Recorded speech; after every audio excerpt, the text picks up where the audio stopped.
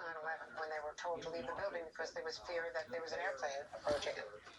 Yeah, that's my understanding. I think the fundamental difference, of course, when you're at the Pentagon, we always know that there are people who have been told by police officers like a on the Senate nation side. out It has been clear with the capital of your protesters nation. are demonstrating the Senate floor. Overtake you. There's debris on the Senate floor because they have agreed by protesters, but there are no more protesters, there's a lot of demonstrators, people, rioters. They're and it's not frankly in the Senate mostly floor. Democrats, but a handful of Republicans. These demonstrators have been And pushed into the those that I would describe as sort of right of center ideological thinkers that is in who say between the House President and the Trump Senate. needs to be There are impeached many protesters that immediately. are there at the That moment. he cannot. Escorting out Because these with impeachment rioters and ouster from outside office of the becomes a Capitol, ban. on the Also east and comes west, with it a ban on front federal steps office, of the meaning Capitol. They've been, Right. they've no been longer escorted fit to be a out one public by servant. one from Hard that stop. side. Now, it's Does that uncertain happen? what's happening on the House. He's got to be removed. What we do know Yeah. is that the House, The Citadel of Liberty, the Capitol itself.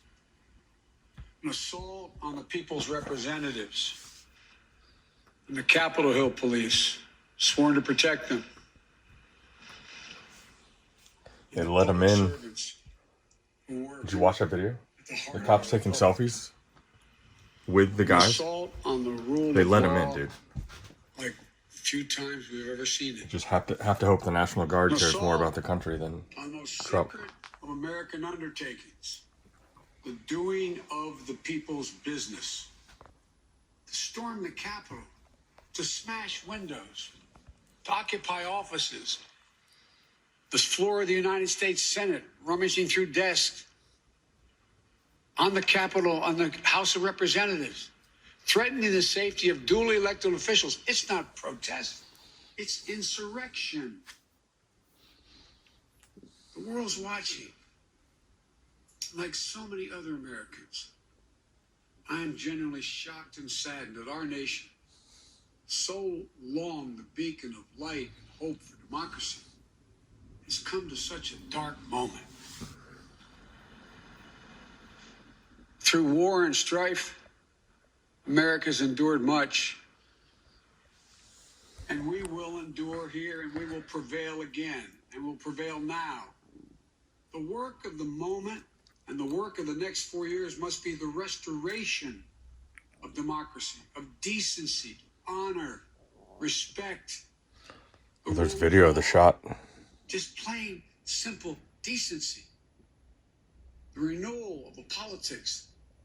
It is interesting, Jake, and according to this advisor, aides and allies of the president have been having these kinds of conversations about whether or not the 25th Amendment's time has come when it comes to Donald Trump. But you don't want to get into that kind of conversation when talking about the president of the United States. You don't take pleasure in that as a reporter, using that kind of language. But when a source close to the president, and this is a source who has known the president a long time, talks with him a lot, says he's out of his mind, I think that is serious, Jake.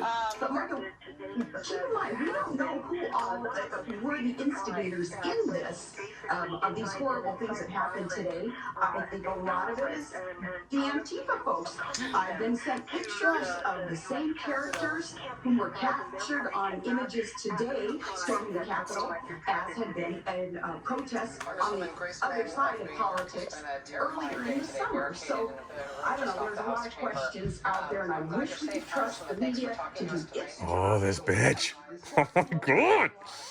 Whether or not that means that the vice president is involved in anything that looks like the 25th Amendment, or if he has just, in a de facto way, assumed the responsibilities of the president, while President Trump has effectively sided with the rioters and continued to try to incite them, this remains one of the open storylines of the night. Nicole, back to you. Well, no, I have to say, Rachel, I think you just braided together all of the sort of open, raw nerves of this story. And I think at the heart of it is who's in control. When the American president becomes a national security threat, when everyone who's spoken out says that the person who's lit the match was the president, and the fire threatened the life of the vice president, and the people, the men and women we've had a privilege of speaking to tonight, at least two of them have now said on live television that they called loved ones to say goodbye. So that's how bad it is, and I think you're braiding together the unanswered questions, which are, who's in charge? Right now, we don't know the answer to that. Let's get back to work.